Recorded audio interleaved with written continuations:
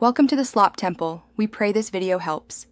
In this video, I will explain how to make Roblox UGC items, starting with the basics of what you need. User-generated content, or UGC, allows creators to design and sell virtual items within the Roblox platform.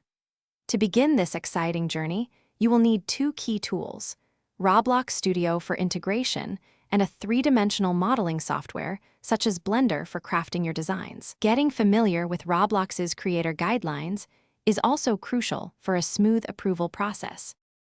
Once you have your tools ready, the next step is the idea and design phase.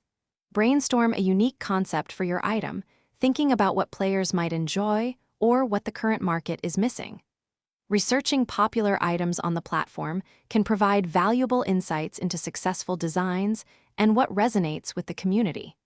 Before touching any software, take some time to sketch your item from various angles. This helps solidify your vision and plan the modeling process effectively. Now comes the exciting part: bringing your design to life through modeling and texturing. Using your chosen three-dimensional software, craft your item's mesh, paying close attention to its topology and polygon count.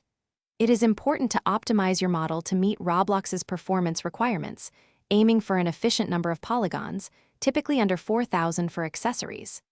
Next, create high-quality textures like diffuse, normal, and metallic maps. These add crucial detail and realism to your item's appearance.